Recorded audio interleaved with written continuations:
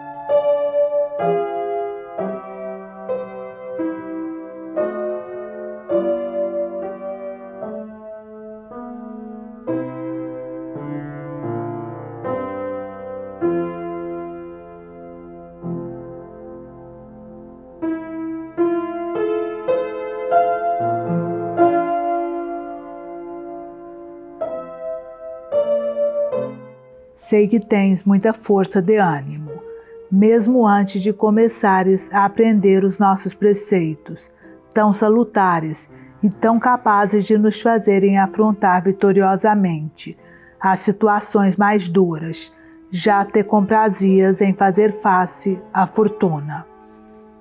Muito mais animoso estás agora, depois que iniciaste com ela a luta corpo a corpo, e experimentaste as tuas próprias forças.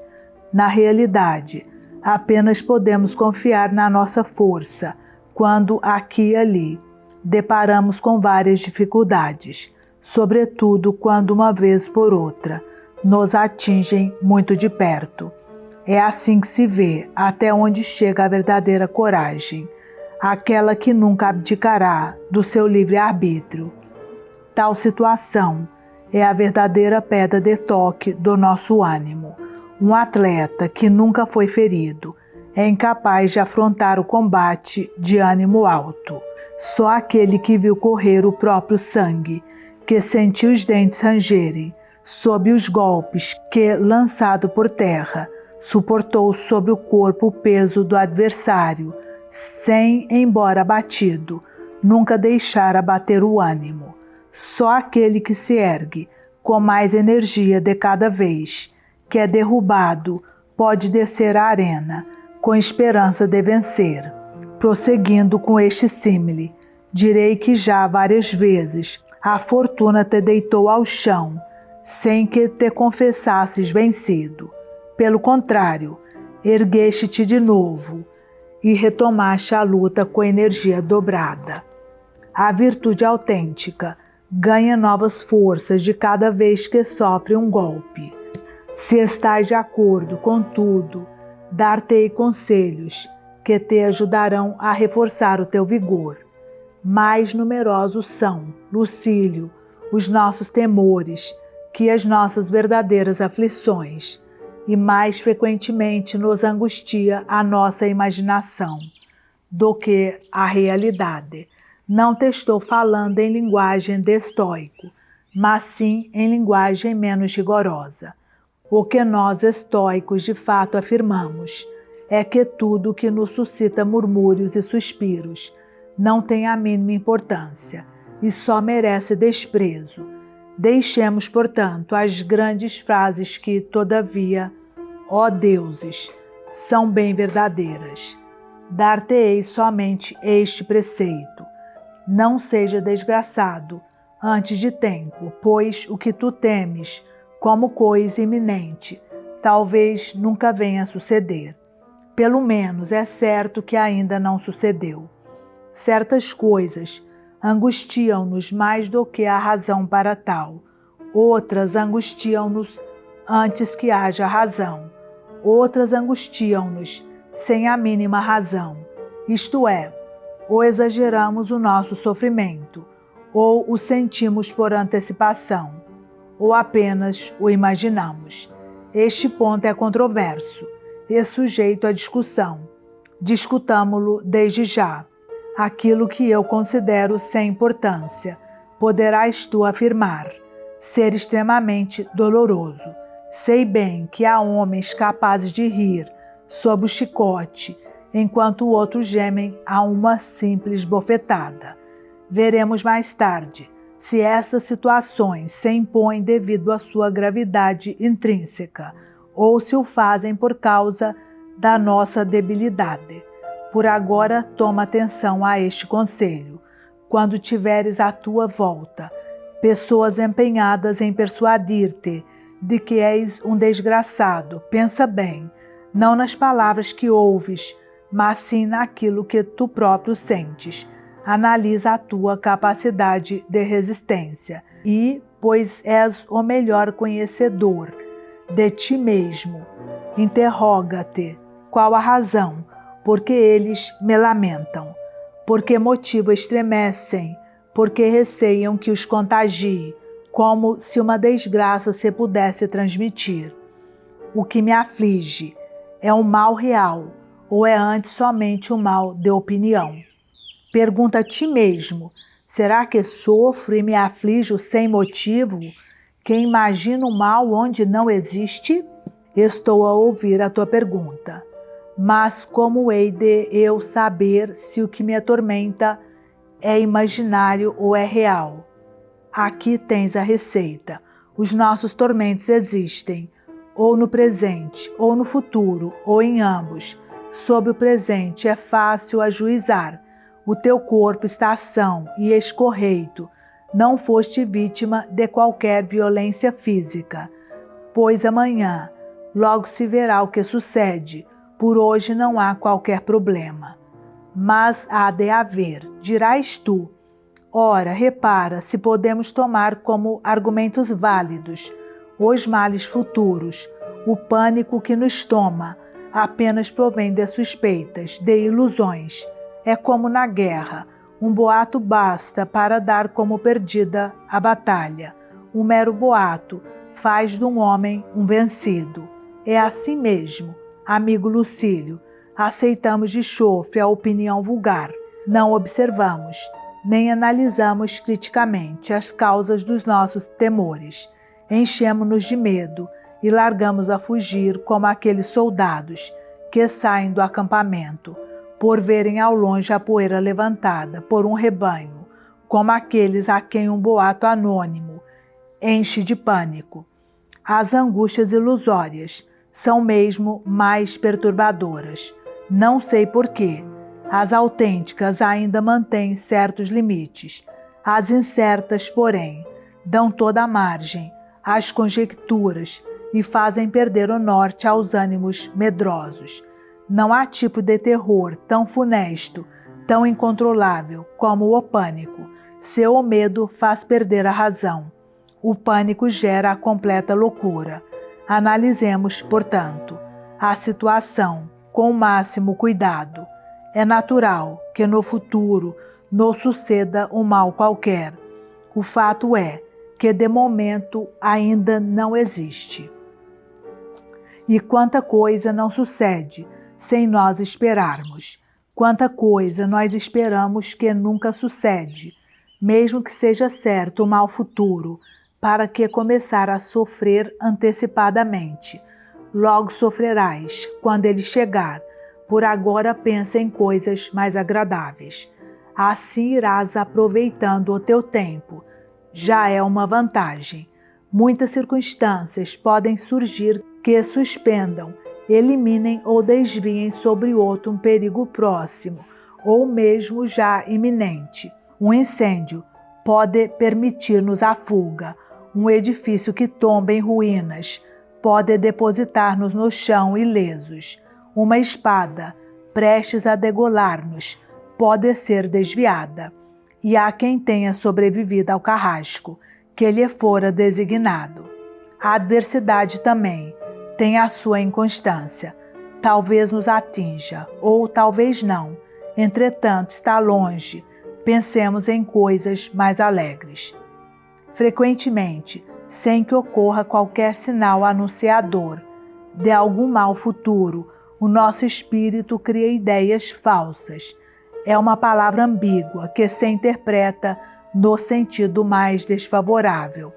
É uma ofensa mais grave, que na realidade é que se atribui a alguém, pensando-se não até que ponto esse alguém está irado, mas sim o que ele poderá fazer se estiver irado.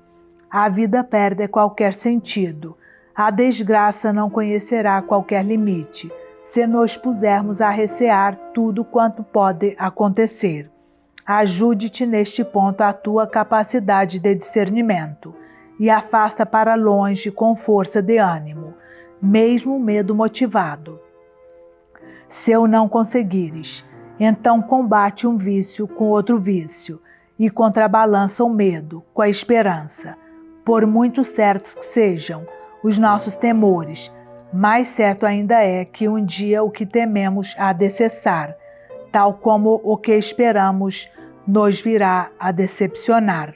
Pondera, portanto, os motivos de esperança e de medo, e sempre que as coisas te apareçam, todas como ambíguas, age pelo melhor e acredita no que preferires.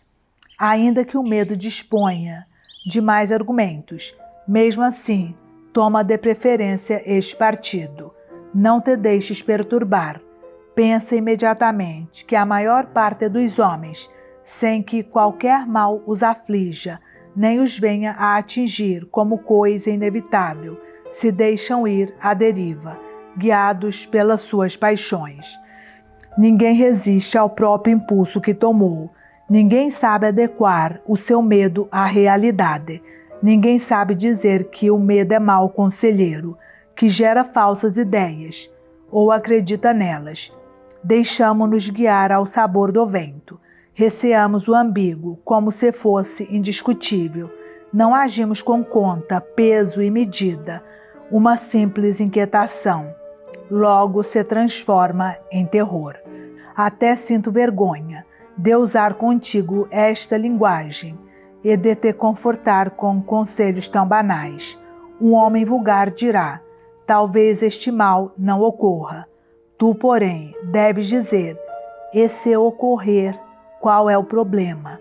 Veremos qual de nós se deixará vencer. Talvez o mal venha em meu benefício. Talvez uma morte assim enobreça a minha vida. Foi a cicuta que deu grandeza a Sócrates, tira Catão o gládio com que assegurou a sua liberdade, e tirar-lhe-ás grande parte da sua glória. Já estou, porém, a exortar-te há demasiado tempo, quando tu necessitas mais de conselhos práticos que de exortações. Não te estou conduzindo por uma via contrária à sua natureza. Tu nasceste dotado para este tipo de filosofia. Mais uma razão para acrescentares e ilustrares as boas qualidades que já são tuas. Mas é tempo de terminar esta carta. Só falta imprimir nela o sinete, isto é, citar alguma máxima importante, sobre a qual tu medites. Entre outros defeitos, a insensatez tem ainda mais este: está sempre no início da vida. Pondera no que significa esta frase, Lucílio, meu amigo caro entre todos. Verás como é repugnante a inconstância dos homens, que todos os dias constroem novos fundamentos para a sua vida e que mesmo à beira da morte concebem novas esperanças. Observa-os um por um. Encontrarás alguns velhos que, com o máximo empenho, enveredam pela intriga política, pelas grandes expedições, pela vida dos negócios, que há de mais repugnante do que um velho iniciando uma nova vida.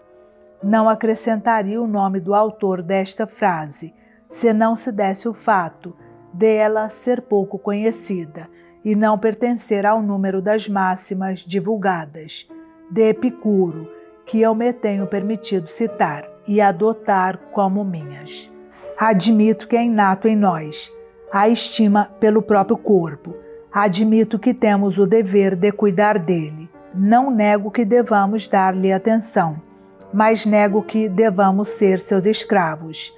Será escravo de muitos quem for escravo do próprio corpo, quem temer por ele em demasia, quem tudo fizer em função dele. Devemos proceder, não como quem vive no interesse do corpo, mas simplesmente como quem não pode viver sem ele. Um excessivo interesse pelo corpo inquieta-nos com temores, carrega-nos de apreensões, expõe-nos aos insultos.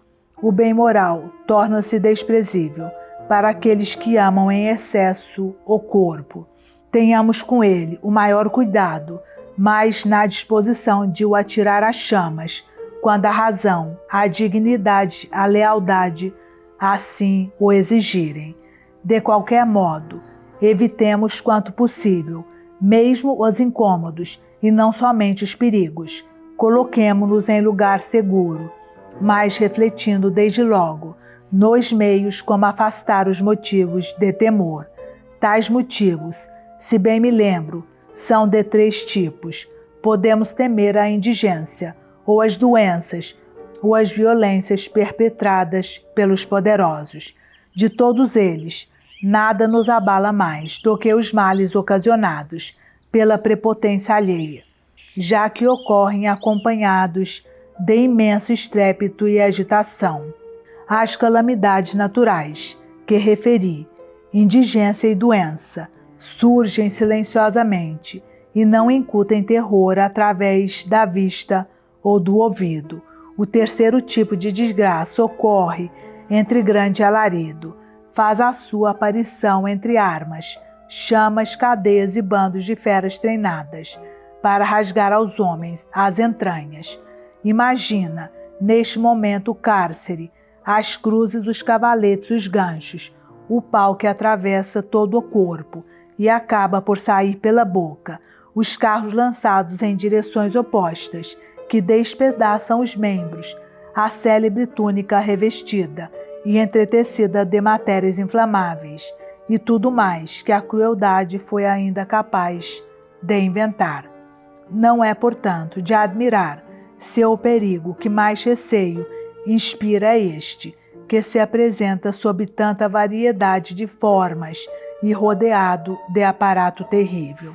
Tal qual como a tortura é tanto mais eficaz, quanto mais instrumentos dolorosos exibir, e assim vence pela vista homens que resistiriam ao sofrimento.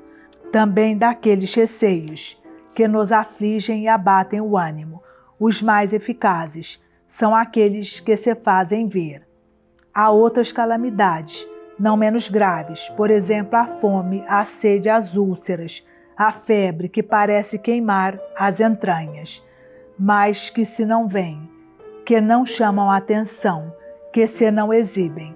Aquelas outras, ao contrário, são como as guerras violentas, que nos vencem pelo seu aparato visível. Tomemos, por isso, precauções para evitarmos ser ofensivos. Por vezes é de todo o povo que nos devemos precaver. Outras vezes, quando o governo da cidade passa na sua maior parte pelo Senado, são seus membros que importa conciliar. Outras são homens que, a título pessoal, receberam do povo o poder que exercem contra o próprio povo. Tê-los a todos como amigos seria ingente tarefa, basta que os não tenhamos por inimigos. O sábio, consequentemente, não provocará as iras dos poderosos, antes as esquivará, tal como no mar procuramos esquivar as tempestades. Quando foste a Sicília, tiveste de atravessar o mar. Seu piloto é temerário, não cuida dos perigos do austro, o vento que agita o mar da Sicília e provoca os remoinhos, nem se aproxima da margem à sua esquerda, antes navega por entre os turbilhões causados por Caríbdes. Um outro mais prudente inquere dos conhecedores do local o sentido das correntes ou os indícios a tirar das nuvens e dirigirá sua rota longe daquelas paragens, tão tristemente famosas pelos seus vórtices. Idêntico método usará o sábio, evita a perniciosa companhia dos poderosos, mas tomando cautela, para não aparentar evitá-la.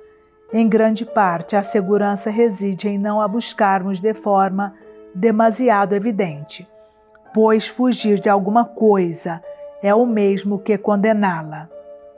Há, por conseguinte, que tomar todos os cuidados para nos precavermos do vulgo. Para começar, não devemos ter ambições. Competição gera conflito. Em segundo lugar, não devemos possuir nada capaz de ser aliciante para um eventual salteador. Não ostentes quanto possível sobre ti o que possa ser tomado como espólio. Ninguém chega a matar o seu semelhante por puro prazer de matar, ou pelo menos, muito poucos, mais numerosos são os que o fazem por cálculo, do que por ódio. Qualquer ladrão deixa em paz quem nada tem, mesmo numa estrada infestada, o pobre nada tem a temer. Há seguidamente 3 coisas que, segundo o velho provérbio, se devem evitar: o ódio, a inveja, o desprezo. O modo de consegui-lo, só a sabedoria pode indicá-lo. É, na verdade, difícil conseguir o equilíbrio, e por isso importa ter cuidado. Não vá o medo da inveja fazer-nos incorrer no desprezo, ou o receio de pisar os outros, parecer significar que os outros nos possam pisar. O poder de inspirar temor tem sido para muitos causa de temor. Retiremo-nos com precaução de todas as frentes. Tão perigoso é ser desprezado como inspirar suspeitas. A solução é procurar refúgio na filosofia. A prática do seu estudo exerce, já não digo sobre as pessoas de bem, mas mesmo sobre as não muito mais, um efeito semelhante ao das insígnias sacerdotais.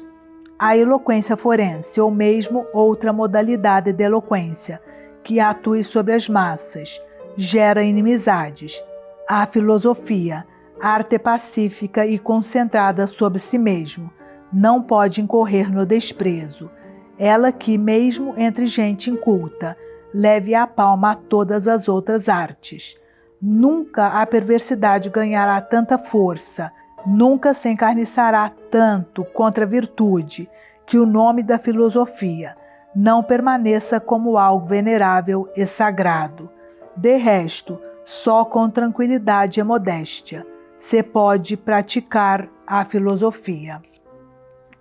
Aqui objetarás tu, pois que, então achas que Marco Catão praticou com modéstia a filosofia, ele que se atreveu a votar contra a guerra civil, que ousou entremeter-se entre os 2 generais, entregues à fúria das armas, que enquanto uns invectivavam Pompeio e outros César, ousou condená-los a ambos? Pode discutir-se se, numa ocasião daquelas, o sábio deveria ou não participar na vida política. Que objetivo visava Marco Catão? Já não estava em causa a liberdade perdida de há muito. A questão era saber se o dono do Estado seria César ou Pompeio. Que interessava a Catão essa disputa? Nenhum dos 2 partidos era o seu. Escolhia-se um ditador. Que lhe importava a ele? Qual seria o vencedor? Era possível que viesse a vencer o melhor, mas seria impossível que o pior não fosse o vitorioso. Mas estou me referindo aos últimos tempos de Catão. Quanto aos anos precedentes, em que o Estado era disputado pela violência, também não eram próprios para aceitar a participação do sábio. Que outra coisa fez Catão, senão vociferar palavras que ninguém ouvia, nesses dias, em que ora era levado pela mão da populaça e exposto aos seus escravos, era arrastado à força para fora do foro, ou conduzido do Senado até ao cárcere. Posteriormente, havemos de ver se o sábio deve ou não dar a sua colaboração ao Estado.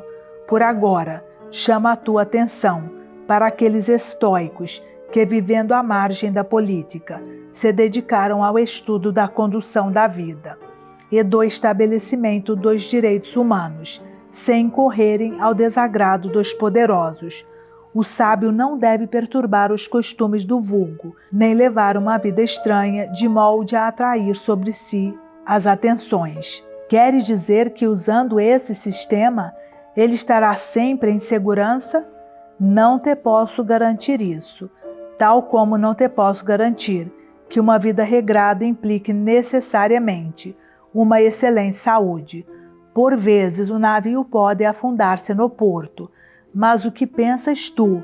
Não lhe sucederia no mar alto? A quantos perigos não ficaria mais exposto um homem de múltiplas atividades e empreendimentos se o próprio ócio não garante a segurança? Ocasionalmente são vitimados inocentes. Quem o nega? Mas é mais frequente que o sejam culpados. Um esgrimista é atingido sob a armadura. Tal não diminui a sua habilidade. Além disso, o sábio pode responsabilizar-se pelas suas decisões, não pelo sucesso das mesmas. Seu início depende de nós. O resultado depende da fortuna, sem que por isso eu lhes confira direitos a julgar-me. Mas assim poderá sofrer vexames ou graves contrariedades. Um salteador pode matar-me, condenar-me, isso não. Neste momento, estendes a mão para receber o tributo diário. Vou encher-te as mãos de ouro, e já que falei em ouro, aprende a maneira de tirar dele o mais completo proveito. Aquele que melhor goza da riqueza é o que menos necessita da riqueza. Qual autor? Perguntas, para veres até que ponto sou tolerante. Decidi citar-te autores alheios. A frase é de Epicuro, ou de Metrodoro, ou de algum outro pensador lá dessa seita. Mas que interesse tem o nome do autor, se ele falou para benefício de todos? Quem necessita de riqueza está em ânsias por ela. Ora, ninguém goza um bem que é fonte de preocupações. Procura sempre acrescentar-lhe qualquer coisa e, enquanto pensa em aumentá-la, esquece-se de tirar dela partido. Confere as contas, gasta as lajes do foro, compulsa os registros dos juros. Em vez do dono dos bens, torna-se guarda-livros. Costumavam os antigos, e o uso conservou-se até o meu tempo, escrever logo a seguir à epígrafe das cartas estas palavras: se estás de boa saúde, tanto melhor. Eu estou de boa saúde. Quanto a nós, teremos antes razões para dizer: se te aplicas à filosofia, tanto melhor. De fato, é na filosofia que reside a saúde verdadeira. Sem ela, a alma estará doente, e mesmo o corpo, embora dotado de grande robustez, terá somente a saúde própria. Dois dementes, dois frenéticos. Cultiva, portanto, em primeiro lugar, a saúde da alma, e só em segundo lugar, a do corpo. Esta última, aliás, não te dará grande trabalho, se o teu objetivo apenas for gozar de boa saúde. A ginástica destinada a desenvolver a musculatura dos braços, do pescoço, do tórax, é uma insensatez totalmente imprópria de um homem de cultura. Ainda que sejas bem-sucedido na eliminação da adiposidade e no crescimento da musculatura, nunca igualarás nem a força nem o peso de um boi gordo.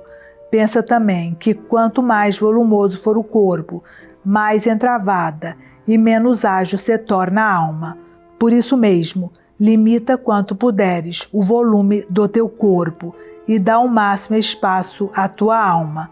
Vários inconvenientes se oferecem a quem se preocupa em excesso com o físico. Por um lado, o esforço exigido pelos próprios exercícios tira-nos o fôlego e deixa-nos incapazes de atenção e de aplicação a um trabalho intelectual intenso. Por outro, o excesso de alimentos limita-nos à inteligência. Como mestres de cultura física, recrutam-se escravos da pior extração, homens que dividem o tempo entre o óleo e o vinho, e que consideram bem-sucedido o seu dia, se transpiraram muito e se, em compensação do suor derramado, ingerirem bebidas em quantidade equivalente, e tanto mais eficazes, se consumidas em jejum, beber e suar, vida de quem sofre do estômago. Há exercícios fáceis e breves, que fatigam o corpo rapidamente e nos poupam tempo. Tais exercícios merecem, sobretudo, a nossa atenção. A corrida, os exercícios com halteres, os vários tipos de salto em altura, em comprimento, o salto a que eu chamaria a moda dos salhos, ou aquele outro que, em linguagem provocante, diria o passo dos tintureiros. Escolhe algum destes exercícios, cuja execução não é difícil, seja qual for o teu preferido. Não deixes de passar depressa do corpo para a alma. A esta, dá-lhe exercício, dia e noite. O exercício físico não te exigirá grande esforço, o da alma nem o frio ou o calor o interrompe, nem mesmo a velhice. Cultiva, por conseguinte, um bem que vai melhorando com a idade. Não te digo que esteja sempre debruçado sobre um livro ou um bloco de apontamentos. É preciso dar à alma algum descanso, de modo tal, porém, que não perca a firmeza, apenas repouse um pouco. Andar deliteira obriga a movimentar o corpo e não prejudica a atividade intelectual. Poderás ler, ditar, conversar, ouvir, coisa, aliás, que o caminhar a pé também te não impede de fazer. Não deverás também desprezar a educação da voz, conquanto eu te aconselho a não a elevares gradualmente, e segundo modulações determinadas, para depois desceres ao registro grave. Pode ser também que te venha a ideia aprenderes o modo correto de marchar, pois nesse caso pode socorrer-te desses homens a quem a fome ensinou novos ofícios. Alguns deles te corrigirá o ritmo da marcha, outro observar-te-á a boca enquanto comes. Enfim, há tantos pormenores, estarão atentos quantos a tua paciência crédula permitir. A sua audácia, certamente, não irás exercitar a voz, começando de imediato aos gritos, no tom mais agudo que puderes. O que é natural é ir elevando a voz, a pouco e pouco, tal como no tribunal, os oradores começam por falar em tom de conversa, até passarem aos grandes clamores. Ninguém começa desde logo por implorar a benevolência dos quirites. Assim sendo, e de acordo com a tua disposição, de momento, admoesta os teus vícios, ora com mais entusiasmo, ora com mais calma, conforme a orientação que a tua própria voz te aconselhar. E quando dominares a tua entoação e a pretenderes tornar mais tranquila, faz com que ela desça gradualmente e não de chofre, conserva um registro médio, sem aquelas bruscas alterações, de tom próprio, de campônios e letrados. De fato, não é para exercitar a voz que fazemos estes exercícios, mas para que através dela nos exercitemos nós. Já te libertei de uma preocupação, de certa importância, uma pequena oferta, um dito grego.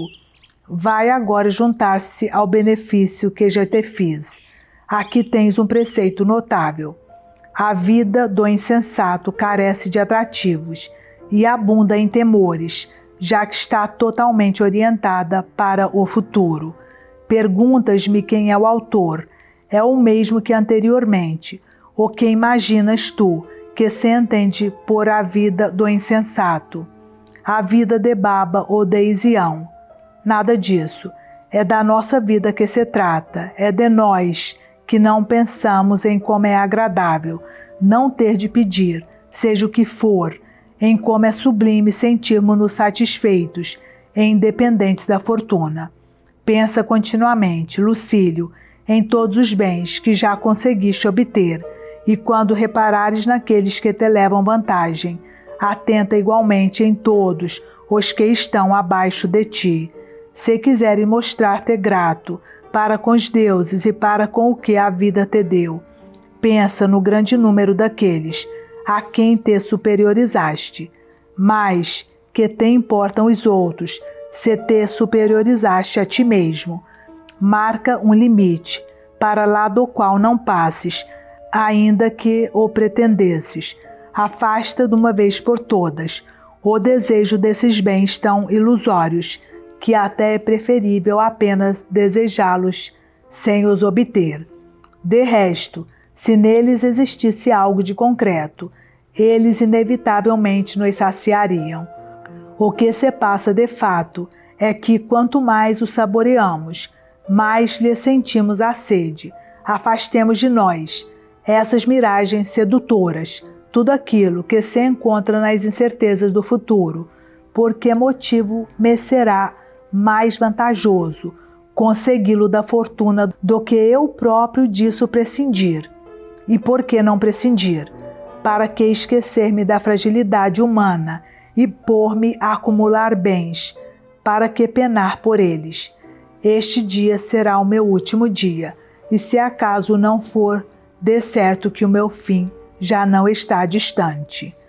Tenho a certeza, Lucílio, que é para ti uma verdade evidente, que ninguém pode alcançar uma vida, já não digo feliz, mas nem sequer aceitável, sem praticar o estudo da filosofia. Além disso, uma vida feliz é produto de uma sabedoria totalmente realizada, ao passo que, para ter uma vida aceitável, basta a iniciação filosófica. Uma verdade evidente, todavia, deve ser confirmada e interiorizada bem no íntimo através da meditação cotidiana.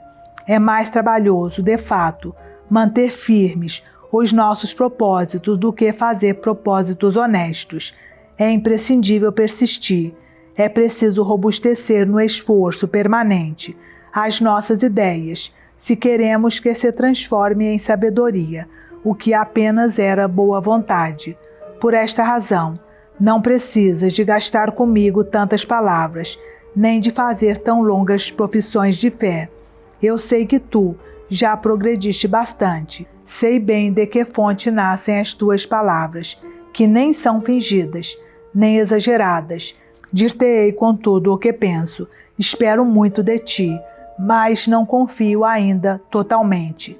Aliás, quero que tu faças o mesmo comigo, ou seja, que não acredites no que te digo com excessiva prontidão. Observa-te a ti mesmo, analisa-te de vários ângulos, estuda-te. Acima de tudo, verifica se progrediste no estudo da filosofia ou no teu próprio modo de vida. A filosofia não é uma habilidade para exibir em público, não se destina a servir de espetáculo. A filosofia não consiste em palavras, mas em ações. O seu fim não consiste em fazer-nos passar o tempo com alguma distração, nem em libertar o ócio do tédio. O objetivo da filosofia consiste em dar forma e estrutura à nossa alma, em ensinar-nos um rumo na vida, em orientar os nossos atos, em apontar-nos o que devemos fazer ou pôr de lado, em sentar-se ao leme e fixar a rota de quem flutua à deriva entre escolhos. Sem ela, ninguém pode viver sem temor, ninguém pode viver em segurança. A toda hora nos vemos em inúmeras situações em que carecemos de um conselho, pois é a filosofia que nos pode dar. Haverá quem diga: de que me serve a filosofia, se existe o destino? De que me serve ela, se há um Deus que tudo dirige? De que me serve ela, se tudo obedece ao acaso? De fato, tão impossível é alterar o que está predeterminado, como tomar providências em relação ao que é incerto, pois as minhas decisões já foram antecipadas por um Deus que me indicou como agir. Ou então, é a fortuna que nada deixa entregue ao meu arbítrio. Qualquer que seja, caro Lucílio, o valor destes argumentos, e mesmo que todos sejam válidos, devemos praticar a filosofia, quer nos determine a lei inexorável do destino, quer algum Deus moderador do universo ordene todos os acontecimentos, quer seja o acaso que desordenadamente empurre aos baldões o curso da vida humana. A filosofia deverá proteger-nos. Ela nos incitará a obedecer espontaneamente à divindade, a resistir a pé firme à fortuna. Ela nos ensinará a seguir a divindade ou a suportar o acaso. Mas não é agora oportuno começar a discutir os limites do nosso arbítrio, no caso de haver uma providência ordenadora, de o curso do destino nos arrastar manietados ou de predominarem as ocorrências súbitas e casuais. Agora regresso ao meu ponto de partida, aconselhar-te com todo empenho que nunca deixes esmorecer ou esfriar o ímpeto que te vai na alma. Conserva-o, dá-lhe forma, de modo a que esse ímpeto de hoje se torne configuração permanente da tua alma. Se bem te conheço, desde o início estás à procura do presentinho que esta carta te leva. Sacode-a bem, e encontrá-lo-ás. Não te admires da minha generosidade. Até agora estou sendo pródigo de bens alheios. Mas por que dizer alheios? Qualquer boa máxima, seja qual for o autor, é minha propriedade. Aqui tens, pois, outra sentença de Epicuro. Se viveres conforme a natureza, nunca serás pobre. Se viveres conforme a opinião do vulgo, nunca serás rico. As exigências da natureza são exíguas, imensas as da opinião do vulgo. Pode acumular-se nas tuas mãos a riqueza de muitos milionários. Pode a fortuna dar-te um nível econômico superior ao normal, cobrir-te de ouro, vestir-te de púrpura, elevar-te a um tal grau de luxo e requinte que caminhes sobre mármores, sem nunca veres um grão de terra. Pode vir a ser-te possível calcar aos pés a riqueza, e não só possuí-la, podes ainda acrescentar estátuas e pinturas, e tudo quanto as artes do luxo sabem produzir. Tudo isto só te ensinará a desejar ainda mais. Os desejos naturais são limitados àqueles que são gerados por falsas opiniões. Não conhecem limite algum, porquanto a falsidade não tem termo. Quem caminha por uma estrada chega sempre ao fim. O erro, esse não conhece medida. Afasta-te, portanto, dos vãos desejos. Quando quiseres saber se o teu desejo é de origem natural ou se provém de falsa opinião, vê se ele pode encontrar um limite. Se por muito que obtenhas, é sempre mais o que te falta ainda obter, então podes ter a certeza de que é um desejo não natural. Se és sábio, melhor. Se quiseres ser sábio, deixa-te de fantasias e aplica as tuas forças a fim de atingires quanto antes a perfeição espiritual. Se algo te impede de avançar, liberta-te, corta o mal pela raiz. O que me impede, dizes tu, é o patrimônio familiar. Quero dispor as coisas de modo que possa viver do rendimento, sem que a pobreza me seja um fardo, ou eu me torne um fardo para alguém. Ao falares assim, pareces-me não dar conta de todos os recursos à disposição do bem em que estás pensando. Quero dizer, tu percebes o ponto essencial, a suprema utilidade da filosofia, mas ainda não distingues com suficiente clareza os pontos de pormenor. Ainda não sabes quanto ela nos pode ajudar, em qualquer altura, e, para usar os termos de Cícero, corre em nosso auxílio nas situações mais graves, como de resto faz mesmo em situações banais. Faz o que te digo, pede conselho à filosofia, e ela te convencerá a não te importares com as contas. É esse então o teu problema. É por isso que adias a tua formação, para não teres de recear a pobreza. E não será a pobreza desejável? Muitos há quem a riqueza impediu de dedicar-se à filosofia. A pobreza não é obstáculo, não é motivo de angústias. O pobre, quando ouve os clarins soarem, sabe que o caso lhe não respeita. Quando ouve gritar por água, procura um meio de escapar ao fogo, sem cuidar dos objetos a salvar. Se tem de viajar por mar, não provoca bulício no porto, nem faz com que a escolta do único viajante encha de estrépito o cais. Não tem à sua volta uma multidão de escravos, para cujo sustento seja preciso recorrer à fertilidade de regiões longínquas. Não tem problema sustentar meia dúzia de estômagos, de hábitos saudáveis e sem outra ambição, se não serem saciados. A fome contenta-se com pouco, os paladares requintados é que têm grandes exigências. A pobreza limita-se a satisfazer as necessidades mais prementes, porque deverás tu recusá-la como companheira, se até os ricos de bom senso lhe adotam os hábitos. Se quiseres estar livre para cuidares da alma, deverás ser pobre ou fazer vida de pobre. O estudo da filosofia não dará frutos se não adotares uma vida frugal. Ora, a frugalidade não passa de pobreza voluntária. Deixa-te, portanto, de pretextos. Ainda não tenho rendimento suficiente. Quando obtiver, dedicar-me-ei inteiramente à filosofia. Ora, é precisamente a filosofia que tu deves obter antes de mais nada, em vez de a adiares, de a deixares para o fim. É por ela que tens de começar. Quero arranjar primeiro os meios de que viver. O que deves é aprender a arranjar-te, a ti mesmo, se algo te impede de viver bem. Nada te pode impedir de morrer bem. Não há qualquer razão para que a pobreza ou mesmo a indigência nos afaste da filosofia. Para obtermos os seus benefícios, devemos suportar até a fome. Quantas cidades cercadas não a aguentaram sem esperanças de outra recompensa para o seu sofrimento, para além de evitar sujeitar-se ao arbítrio dos vencedores? A recompensa que te promete a filosofia é de longe superior. A liberdade permanente, a ausência de receio quer ante os homens, quer ante os deuses, para alcançar tal recompensa. Não achas que vale a pena suportar até a fome?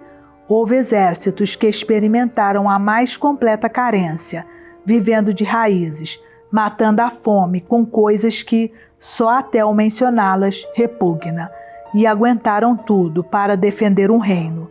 Bem podes espantar-te, estrangeiro, para libertar a alma das paixões. Haverá quem hesite em suportar a pobreza. Não há qualquer aquisição prévia a fazer.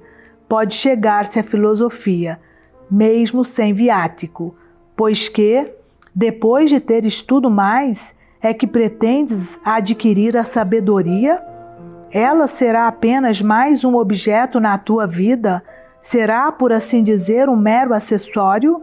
Ora bem, se tu já possuis alguma coisa, começa a filosofar. De outro modo, como saberás se as tuas posses não são já demasiadas? Se nada possuis, procura a filosofia antes de mais nada, mas faltar-me-ão recursos indispensáveis. Para começar, não poderão faltar-te recursos, porque as exigências naturais são mínimas, e o sábio adapta-se ao que é natural. Se vir reduzido às mais extremas carências, nesse caso abandonará a vida e deixará de ser um fardo para si próprio. Se dispuser dos recursos mínimos indispensáveis à conservação da vida, usará esses recursos e, sem se preocupar nem angustiar para além do indispensável, dará o quanto baste ao estômago e aos músculos. Observando as fadigas dos ricaços, a agitação sem freio da corrida às riquezas, o sábio tranquilo e contente rir-se-á dizendo: para que adiares a tua própria formação? Estás à espera de receberes juros, de tirares lucro de alguma operação comercial, de seres contemplado no testamento de um velho rico, quando podes tornar-te rico instantaneamente? A sabedoria põe a riqueza à tua mão. Ao mostrar que é supérflua, está como que a oferecer-te. Mas estas considerações convirão melhor a outros. Tu estás mais perto da gente abastada. Se mudares de época, será rico em excesso. Em todas as épocas, uma só coisa permanece idêntica, aquilo que é bastante. Já podia terminar aqui esta carta se não tivesse criado em ti certos maus hábitos. Aos reis partos Ninguém os pode ir saudar sem levar uma oferenda.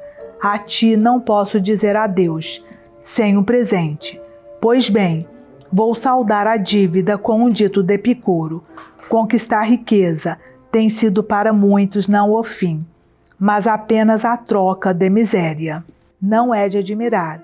O vício não está nas coisas, está na própria alma. O mesmo defeito que nos faz achar insuportável a pobreza, faz com que achemos a riqueza insuportável. Pode deitar o enfermo num leito de madeira ou num leito de ouro. Não há alteração, pois para onde quer que o leves, ele levará consigo a sua enfermidade. Do mesmo modo, nada se altera se uma alma doente viver na riqueza ou na pobreza. O seu vício seguirá sempre. Estamos em dezembro. A cidade está coberta de suor. A ostentação desregrada invadiu toda a vida coletiva. Fazem-se estrepitosamente enormes preparativos, como se existisse alguma diferença entre o período das Saturnais e os dias úteis. O fato é que não há qualquer diferença, e por isso mesmo acho que tem toda a razão quem afirma que, se dezembro em tempos foi um mês, agora é um ano inteiro. Se estivesse aqui ao pé, de boa vontade, trocaria impressões contigo, sobre a qual te parece a atitude a adotar, ou não alterar em nada os nossos hábitos cotidianos, ou então, para nos não julgarem contrários aos costumes da maioria, darmos algo de animação ao jantar e abstermos-nos de usar a toga. Na realidade, enquanto antigamente mudávamos de roupa em situações de grande agitação e de calamidades públicas, agora fazemo-lo em atenção aos prazeres e aos dias de festa. Se bem te conheço, no caso de teres de atuar como árbitro, não consentirias que fôssemos nem totalmente semelhantes, nem totalmente diferentes da multidão de Barrete Frígio, a menos que consideremos dever ser, sobretudo, exigentes com a nossa alma em dias festivos e sermos os únicos a renunciar aos prazeres numa ocasião em que toda a gente se lhes entrega. Será de fato uma prova segura de firmeza de ânimo, não acompanhar, não se deixar guiar por um ambiente aliciador de concessões à volúpia. Se é indício de maior constância, mantermos-nos inteiramente sóbrios em meio de uma multidão ébria, a ponto de vomitar, será mais moderada a nossa atitude, se nos não situarmos à margem, não nos tornando notados, nem nos deixando absorver na turba. Isto é, se fizermos a mesma coisa, mas com uma diferente disposição de espírito. Afinal de contas, é possível participar numa festa, sem cair no deboche. Tenho, aliás, tanta vontade de pôr à prova a tua firmeza de alma que, com base nos preceitos de filósofos ilustres, forjaria este outro preceito, destinado à tua pessoa. Fixar alguns dias, intercalados nos quais mates a fome com alimentos exíguos e vulgares, e te vistas com roupa o mais possível grosseira, de modo a comentares para ti próprio: era então disto que eu tinha medo? A alma deve preparar-se para as dificuldades durante os períodos de tranquilidade. Deve se fortalecer contra as injúrias da fortuna, nos períodos em que ela nos sorri. Os soldados fazem manobras em tempos de paz, constroem paliçadas, mesmo sem haver inimigos. Treinam-se através de esforços supérfluos, para serem capazes de afrontar as necessidades reais. Se não queres que um homem entre em pânico perante uma situação concreta, treina-o antes que tal situação ocorra. Este princípio foi posto em prática por aqueles que todos os meses imitavam uma situação de pobreza, a tal ponto que atingiram quase a miséria extrema, na intenção de nunca terem de recear o que, de uma vez por todas, aprendessem a suportar. Não penses que me estou referindo aos jantares, à moda de Timon, aos cubículos miseráveis e a tudo o mais que os ricos entediados da própria riqueza fazem gala em aceitar. Não, eu quero autenticidade na tua enxerga, no teu saio grosseiro, no teu pão duro e intragável. Leva esta vida, uns 3 ou 4 dias, ocasionalmente mesmo por períodos mais longos, a título não de capricho, mas de experiência. Então, Lucílio, podes crer que terás a satisfação de ver como matas a fome com 2 asses, de compreender que para viver em segurança não precisamos da fortuna para nada. Mesmo quando hostil, a fortuna não nos nega o que é estritamente necessário. Procedendo assim, de resto não há razão para pensares que fazes uma grande coisa. Fazes apenas o mesmo que muitos milhares de escravos, que muitos milhares de pobres. Apenas te dá direito a gabares-te o fato de o não fazeres por coação, o fato de te ser fácil suportar para sempre aquilo que experimentaste, ocasionalmente. Treinemo-nos esgrimindo contra o poste, para a fortuna não nos encontrar impreparados. Façamos com que a pobreza se nos torne familiar. Seremos ricos, com muito maior tranquilidade, se soubermos que não custa nada ser pobre. O grande mestre do prazer, que foi Epicuro, tinha alguns dias fixos em que nunca comia à sua vontade, para observar se algum detrimento daí resultava ao completo e consumado prazer, até que ponto tal detrimento se fazia sentir, e também para ver se merecia grandemente a pena eliminá-lo. Pelo menos é o que ele diz na carta que escreveu a Polieno, datada do Arcontado de Carino. Gaba-se mesmo que pode alimentar-se por menos de um asse, enquanto Metrodoro, ainda no estado não tão avançado, necessita de um asse inteiro. Julgas que este tipo de alimentação produz só saciedade?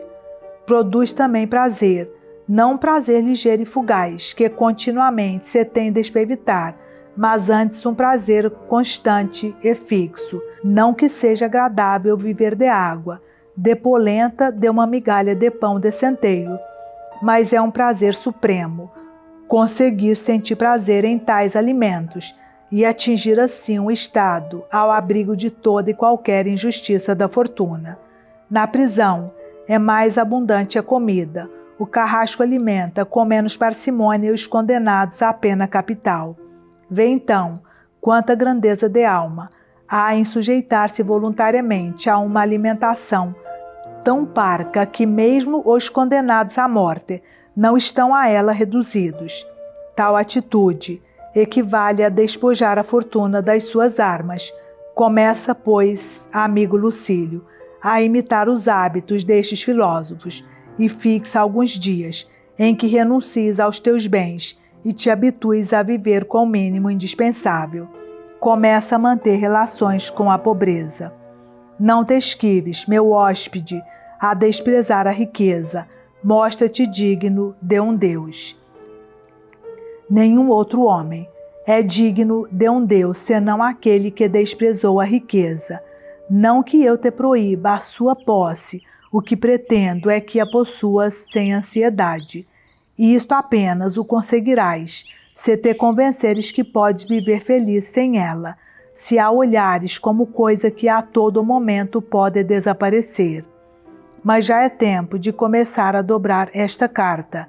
Primeiro, dizes tu, paga o que deves, vou remeter-te para Epicuro, e ele que te faça o pagamento. Uma cólera desmesurada gera loucura. É importante darmos-nos conta até que ponto isto é verdade. Todos temos escravos, todos temos inimigos, todas as pessoas são suscetíveis de arder ao fogo desta paixão, que tanto pode nascer do amor como do ódio e que não menos ocorre em situações sérias do que entre jogos e brincadeiras. Não interessa sequer a importância do motivo que a gera, mas sim em que tipo de caráter ela se produz. Do mesmo modo, não importa se um fogo é grande, mas sim em que matéria ele pega. Construções extremamente sólidas podem permanecer incólumes, enquanto matérias secas e inflamáveis fazem uma faísca transformar-se em incêndio. É assim mesmo, caro Lucílio. O resultado de uma cólera extrema é a insânia, e por isso há que evitar a cólera, não tanto por obediência à moderação, como para conservar a sanidade mental. Fico sempre muito alegre quando recebo cartas tuas. Elas enchem-me de esperança e mais do que promessas já me trazem certezas a teu respeito. Continua assim, é o que te peço com toda a insistência. E que coisa melhor eu poderia pedir para um amigo, senão aquilo que lhe peço para seu próprio benefício. Se isso te for possível, vai te subtraindo a essas tuas ocupações, se não corta com elas de vez. Já perdemos tempo demasiado. Comecemos, atingida a velhice, a preparar a nossa bagagem. Em que pode isso atrair-nos à hostilidade? Vivemos no meio das vagas, morramos ao menos no porto. Eu não te aconselharia a fazeres um título de glória do teu ócio. Não deverás vangloriar-te dele, nem igualmente mantê-lo oculto. Por isso também te não obrigo à força de condenar as loucuras da humanidade, a desejar que vivas na mais total obscuridade. Faz de modo a que o teu ócio, sem atrair as atenções, não passe totalmente despercebido. Deixa que os outros, aqueles que ainda não tomaram uma decisão a esse respeito, determinem se desejam passar ou não a sua vida na obscuridade. Tu já não tens essa liberdade. A força do teu talento, a elegância dos teus escritos, as tuas relações de amizade, com a melhor nobreza, colocaram-te sob o olhar do público. És uma personalidade conhecida. Ainda que te retirasses e te escondesses no mais remoto lugarejo, o teu passado importaria a notoriedade. Não poderás viver no meio das trevas. Muito do teu esplendor antigo te seguirá para onde quer que fujas. Poderás, contudo, reivindicar uma vida retirada, sem concitares o ódio de ninguém, e sem que a tua alma sinta saudades ou remorsos. Afinal, o que abandonarás tu, de que possas lembrar-te com desgosto? Os clientes? Nenhum te procurava a ti, mas a algo que tu possuías. Os clientes de outro tempo buscavam a amizade. Hoje só buscam o proveito. Basta que o velho patrono, sentindo-se iludido, altere o testamento, e a saudação matinal irá ser feita à outra porta. Uma coisa valiosa não pode comprar-se por pouco. Considera, portanto, se preferes desistir de ti mesmo, ou apenas de parte do que tu eras. Era bom que pudesses envelhecer, dentro dos limites modestos do teu nascimento. Era bom que a fortuna não te tivesse levado a tal ponto. Uma rápida e bem-sucedida carreira apartou-te para longe das perspectivas de uma vida salutar, uma província a administrar, um cargo de procurador, as novas missões que logicamente seriam de esperar. Cargos ainda mais importantes estarão à tua espera, e depois outros ainda. Até quando? Por que esperar até não haver mais postos que desejes ocupar? Tal momento nunca chegará. Segundo a nossa escola, o destino tece-se a partir do nexo infindo de causas, idêntico ao nexo das ambições. Cada uma gera sempre mais outra. Estás metido numa vida que, por si mesma, nunca porá um termo à miséria da tua servidão. Retira de sob o jugo teu pescoço magoado. É preferível que te cortem de uma vez, a que te sobrecarreguem sempre. Se te retirares para a vida privada, terás tudo em escala reduzida, mas o que tiveres chegará para te acumular. Presentemente, todos os bens e honras que se acumularem sobre ti não bastam para te saciar. O que preferes tu, uma indigência que te sacia ou uma abundância que te deixa esfomeado? O sucesso é não só ambicioso, como também exposto às ambições alheias. Enquanto nada for bastante para ti, também tu não bastarás para satisfazer os outros. Perguntar-me-ás, qual o modo de saíres desta vida? Seja de que modo for, Pensa nos perigos em que incorreste por dinheiro, nos esforços que te custaram os teus cargos. Para obteres o teu ócio, também tens de arriscar-te, a menos que prefiras envelhecer entre as ansiedades das procuradorias primeiros, dos cargos urbanos em seguida, no meio da agitação e das sucessivas tempestades de problemas que, embora levando uma vida severa e tranquila, nunca conseguirás evitar. Que importam de fato as tuas pretensões a uma vida tranquila, se o teu próprio sucesso tá não permite? E o que te sucederá, se consentires que esse sucesso ainda aumente mais? Quanto mais aumentar o teu êxito, mais aumentarão os teus receios. Gostaria de citar-te aqui uma frase de Mecenas, uma verdade que ele disse no auge do seu prestígio. É a própria altitude que fulmina os cumes. Para o caso de me perguntares em que livro escreveu estas palavras, digo-te já, foi no Prometeu. Ele pretendia dizer que faz os cumes serem fulminados. Pois bem, haveria algum poder neste mundo que te tornasse capaz de usar tão tola linguagem?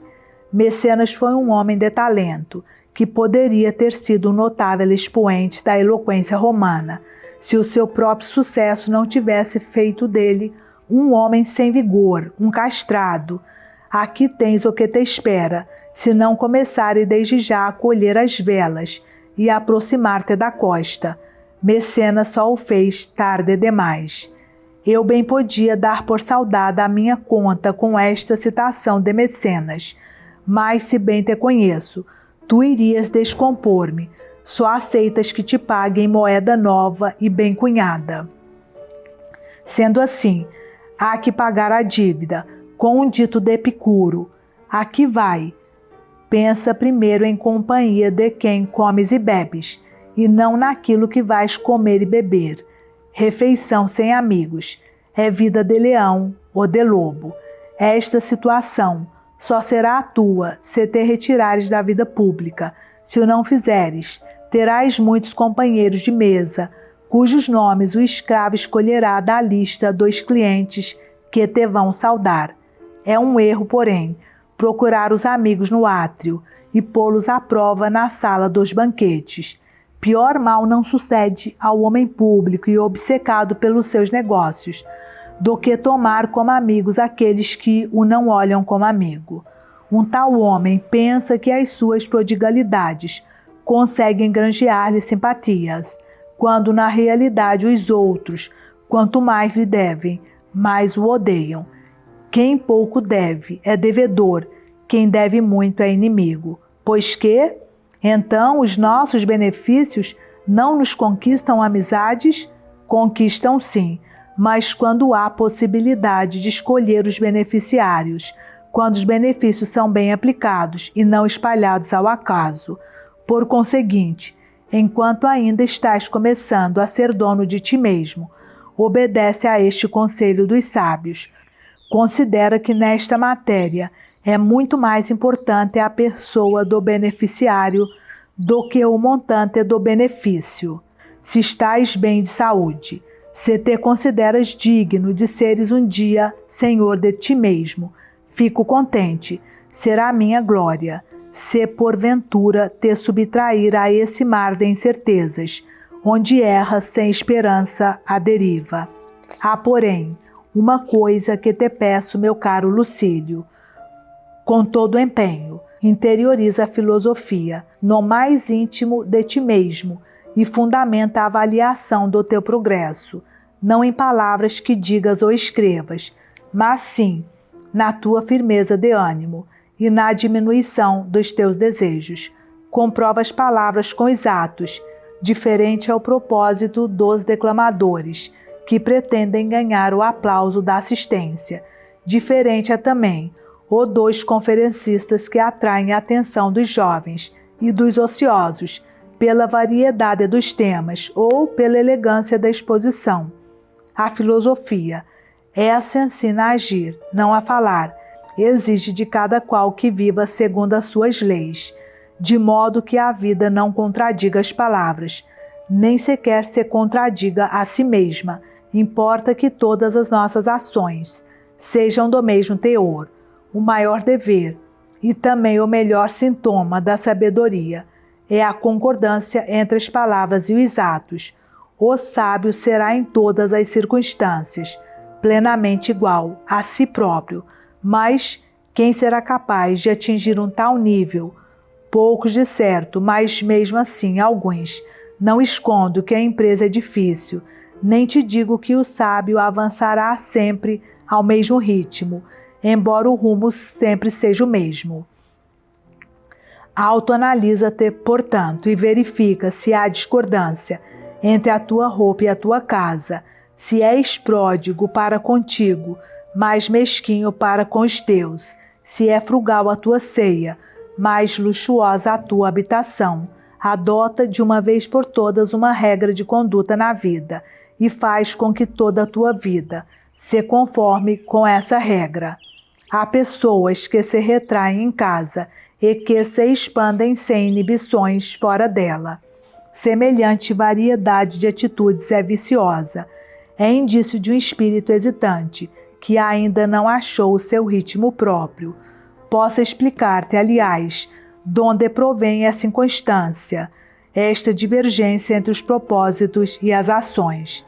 A causa é que ninguém fixa nitidamente aquilo que quer, nem o que fez, permanece fiel ao seu propósito, antes pretende ir mais além. E não se trata apenas de mudar de objetivo, acaba-se por voltar atrás e de novo cair na situação anteriormente rejeitada e condenada. Em suma, deixando as antigas definições de sabedoria e abarcando numa fórmula todo o ciclo da vida humana, acho que seria bastante dizer isto. A sabedoria consiste em querer, e em não querer sempre a mesma coisa. Não é necessário acrescentar como condição que devemos querer o que é justo, porque só é possível querer sempre a mesma coisa, se essa coisa for justa. Ora, sucede que as pessoas ignoram o que querem, exceto no próprio momento do querer. Ninguém determina, de uma vez por todas, o que deve querer ou não querer. Todos os dias se muda de opinião. Mudança por vezes diametralmente opostas. Para muitos, em suma, a vida não passa de um jogo. Quanto a ti, mantém-te fiel ao propósito que adotaste, e assim conseguirás talvez atingir o ponto máximo, ou pelo menos um ponto tal que apenas tu compreenderás, não será ainda o máximo. O que será então feito de toda esta gente que forma a minha casa, quando essa casa deixar de existir?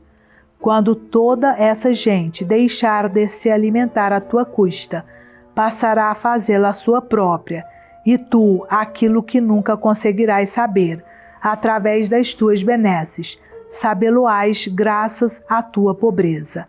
Esta manterá junto de ti os amigos verdadeiros, enquanto os que te procuravam, não por ti, mas pelos teus bens, se irão embora. Não é exato que basta isto para nos fazer amar a pobreza, ou mostrar-nos quem de fato nos ama, quando virá o dia em que ninguém te mentirá, para te ser agradável. Dirige, pois, as tuas meditações e os teus esforços, as tuas opções para este objetivo. Viveres contente contigo próprio e com os bens que de ti provém. E deixa a cargo da divindade todos os teus outros votos. Poderá haver uma felicidade mais ao nosso alcance? Reduz-te a uma posição humilde, de que te não seja possível decair. Para te ajudar a fazer isto, mais animosamente servirá o tributo desta carta, que prontamente te vou oferecer. Podes olhar-me de revés à vontade. Ainda desta vez será Epicuro o encarregado de saldar a minha dívida. Diz ele: acredita no que te digo, as tuas palavras ganharão maior força, se dormires numa enxerga e te vestires de andrajos, pois deste modo atestarás na prática que as tuas palavras não são apenas palavras. Eu sou forçada a dar outra atenção ao que diz o nosso Demétrio, porque ouvi seminu, deitado numa coisa que seria exagero chamar enxerga. Um tal homem não ensina a verdade, dá testemunho dela. Pois que, dirás tu, não é possível sentir desprezo pelas riquezas que temos na nossa posse? Claro que é possível. Um homem que as veja à sua volta, que longamente se admire como elas chegaram até si, que se ria delas e as tenha como suas, não porque as sinta como tais, mas por ouvir dizer, tal homem é um espírito superior. É altamente importante não nos deixarmos corromper pela vizinhança da riqueza. Viver como pobre no meio da riqueza é indício de grandeza de alma. Não sei, objetarás, como tal homem poderia suportar a pobreza, se nela caísse de repente. Também eu não sei, Epicuro, como teu pobre fanfarrão desprezaria a riqueza, se nela caísse de repente. Por isso mesmo, num caso e no outro, importa averiguar a verdadeira intenção e verificar se este no fundo não gosta da pobreza. Esse é aquele no fundo não gosta mesmo de ser rico. A enxerga e os andrajos não são indício seguro de uma mentalidade superior, senão quando é evidente que eles são motivados por uma opção e não suportados por necessidade. Mais ainda, um caráter nobre não procura apressadamente a miséria, por ser uma situação preferível. Prepara-se, porém, para ela, como a situação fácil de aguentar, e é efetivamente fácil, Lucílio, e mesmo agradável, quando acedemos a ela, depois de uma meditação já vinda de longe. Há na pobreza uma coisa indispensável para termos alegria, a segurança.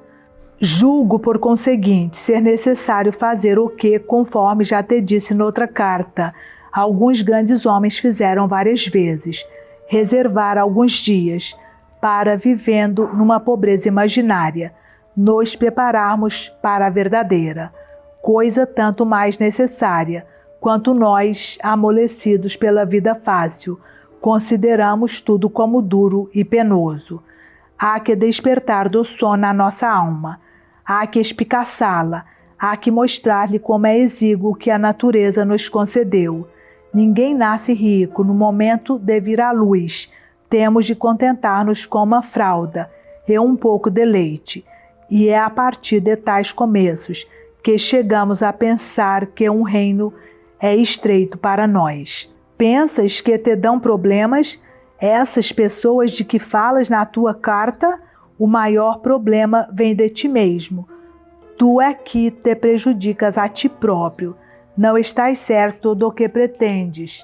Tem mais facilidade em louvar do que em praticar a virtude. E embora saibas onde reside a felicidade, não ousas aproximar-te dela. O que te retém, afinal? Vou dizer-te, já que tu pareces não ter do caso uma noção clara. Tu atribuis uma certa grandeza ao tipo de vida que deverás abandonar, embora tenhas uma antevisão da vida sábia e tranquila, a que irás aceder. O brilho aparente da vida mundana continua a atrair-te, como se o fato de abandonares a sociedade equivalesse a caíres numa vida de obscuridade completa. Estás enganado, Lucílio. Passar da vida mundana à vida da sabedoria é uma ascensão. A luz distingue-se do reflexo por ter a sua origem em si mesma, enquanto o reflexo brilha com luz alheia. A mesma diferença separa os dois tipos de vida. A vida mundana tira o seu brilho de circunstâncias exteriores, e o mínimo obstáculo imediatamente a torna sombria. A vida do sábio, essa brilha com a sua própria luminosidade. Os teus estudos farão de ti um homem ilustre e famoso. Posso citar-te como exemplo um caso passado, com Epicuro.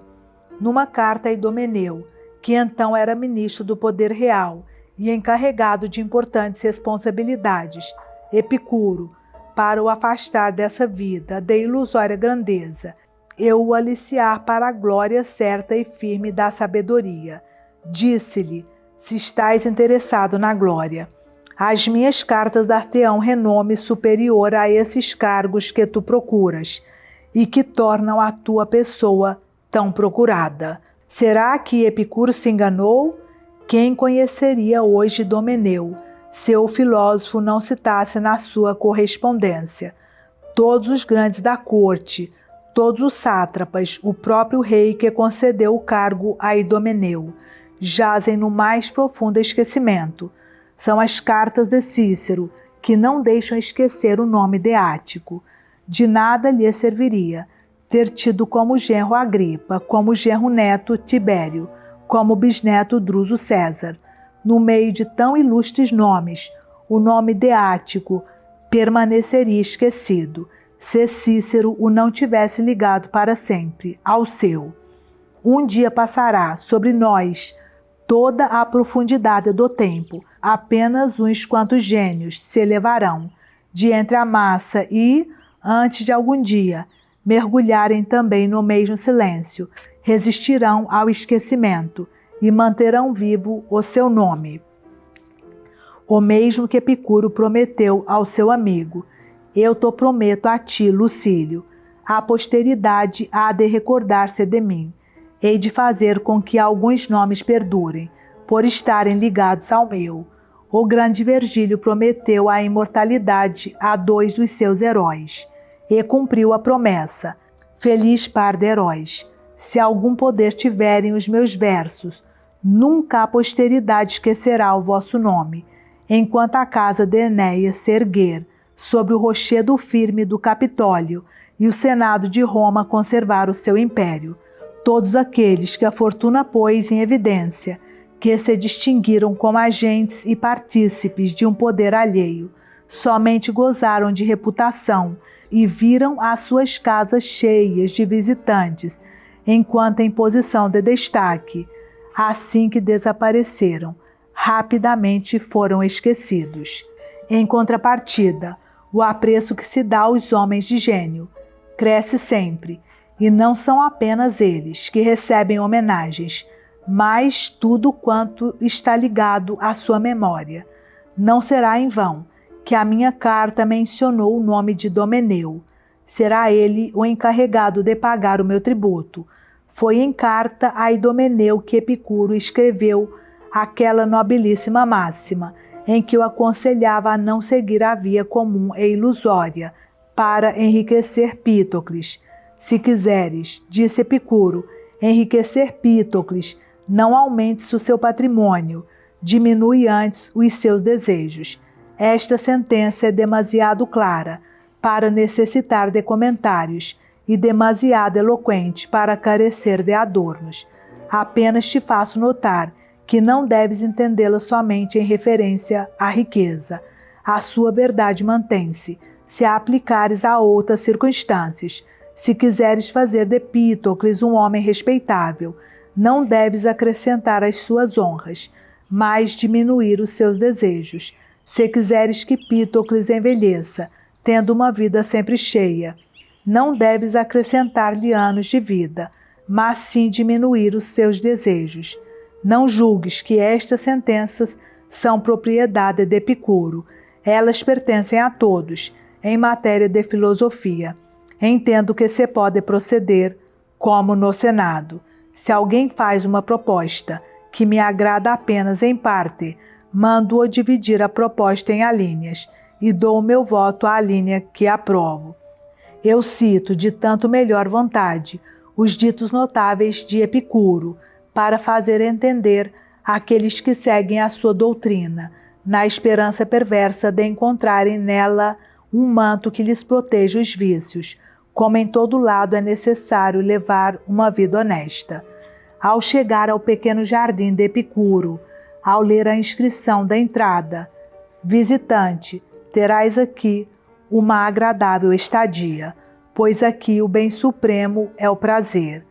Encontrarás à tua disposição o guardião dessa morada, um homem acolhedor, amável, que te apresentará uma malga de polenta e te servirá água à discrição, inquirindo sempre se te agrada a recepção.